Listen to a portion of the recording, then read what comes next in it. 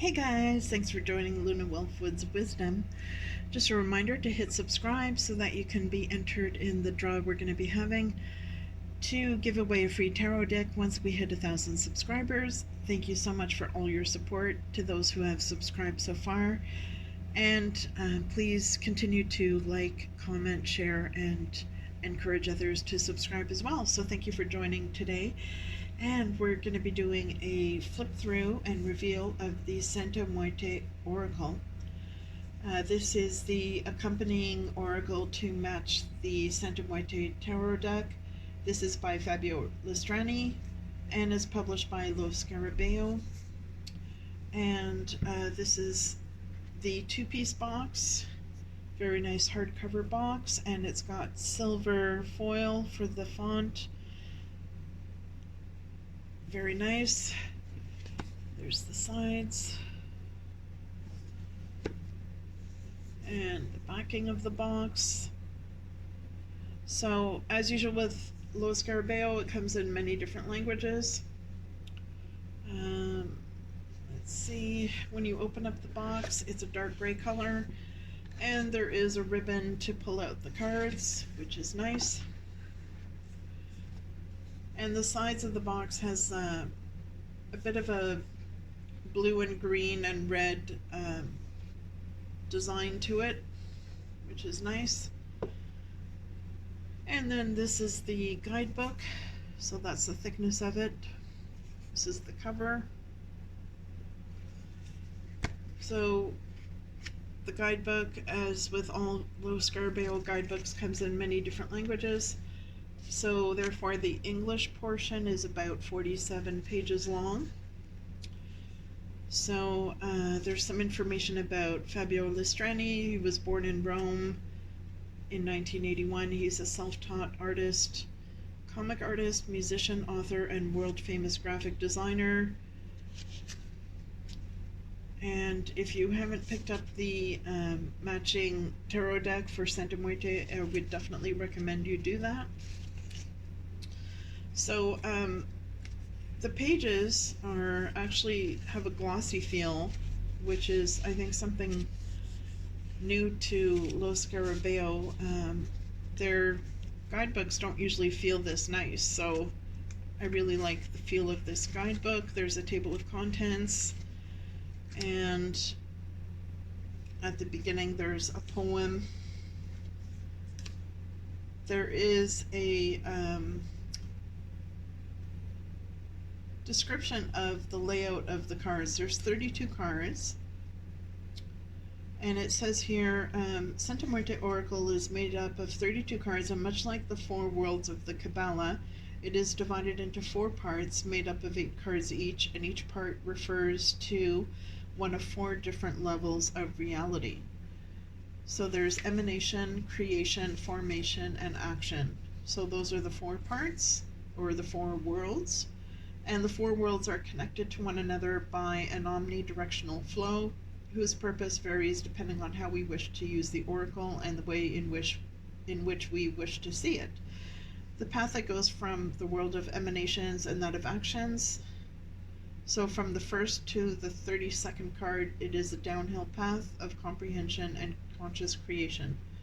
However, that path leads from the world of actions to the world of emanations. So from the 32nd to the first card is the path of the magus, or of spiritual purification. A path that starts with the practical and direct cognition of the material world and rises towards higher and more abstract concepts. Wow, I really like that. There's a lot of depth to this oracle deck, and it's got a unique structure to it, which is really refreshing. So the cards do have both negative and positive meanings, and there's also advice for every card, which is, it says, based on our memory as well as the consciousness of our ancestors. So in keeping with the theme of the deck, there is advice of the dead, just similar to the Santa Muerte Tarot, which I really like that. It's good to connect with to use this to connect with your ancestors or relatives that have passed on. And so there's no pictures in the guidebook, but that's fine. I think the guidebook gives you enough to work with. I think one thing I would have liked to have seen, considering the depth of the worlds of these cards, the 4 suits or worlds, I would have liked to see maybe some more information about that in the guidebook. But that's fine. With Lo Scarabeo, you know that the guidebook is going to be very brief and succinct. So we will get into the cards themselves. So what's really unique about this deck is the backing of the cards. So at first glance, you're going to look at this and think, what the heck is that? Doesn't make any sense. Each backing of the card is different, and that's very unusual for a deck. The reason for that is when you put all these cards together, it forms a Ouija board. So you could also use this deck as a Ouija board along with a pendulum if you wanted to. So that's very unique and interesting about this deck. It's a multi-purpose deck in that manner. Although I guess that is a plus, but on the negative side, when you're using this deck, I think most people tend to shuffle with the back facing them so that they can't see which cards are being selected. However, if you're doing a reading for yourself, of course, and also for someone else, usually you shuffle with the back of the cards facing the person. So if you're using this deck on a repeated basis, you're going to start to recognize which backing of the card goes with which front of the card, and you may unconsciously or deliberately pick a card that you know has a particular meaning to it. So that's one disadvantage, I guess I would say. So the cards themselves are glossy, they're borderless. I like that, and they are on the bigger side, so therefore not quite as stiff as the tarot was, but they're not flimsy either. So they do have a snap to them, so they're going to be good to shuffle. So we'll do a quick flip through. We're already at the 8-minute mark here, so I don't want to spend too much time. And I want to give you a chance to have a good look at the art on the cards because it's really nice. So here we have number 1, so it's a black skull. It's probably difficult for you to see that. There's quite a glare, of course, because they're shiny cards.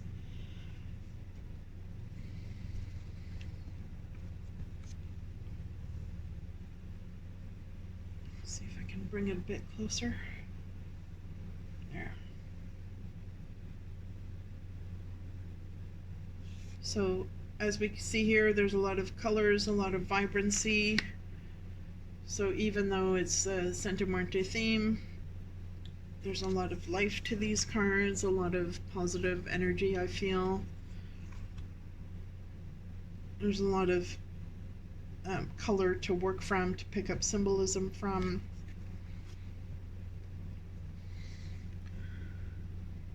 And I think there's a lot of depth to these cards as well.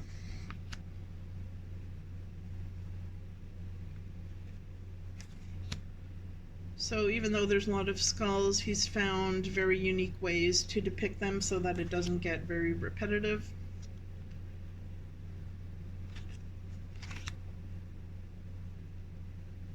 So I find this deck very refreshing.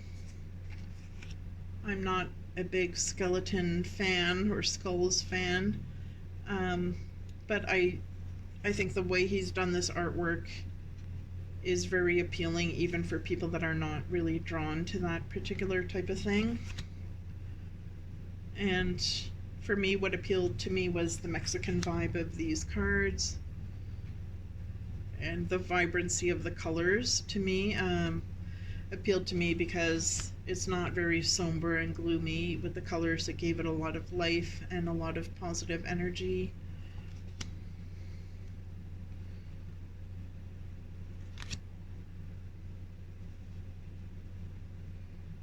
So not a whole lot of cards. There's only 32 cards, but I think the quality of the artwork makes up for that. And it seems like the better the artist and the artwork, the less cards you seem to get in the decks.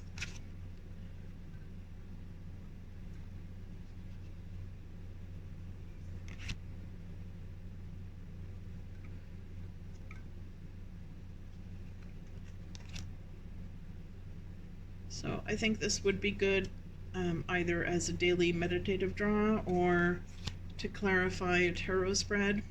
Definitely would be good to be used in combination with the tarot deck for Santa Muerte, which is why it was created.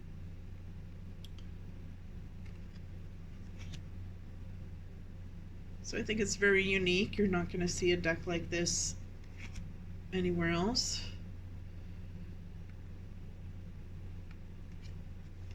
And I think the cards tell a story from beginning to end. And you can make up your own stories, of course, to go with the cards.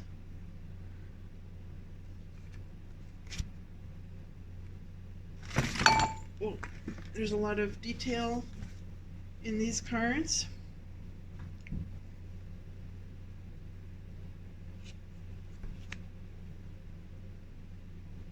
I love this.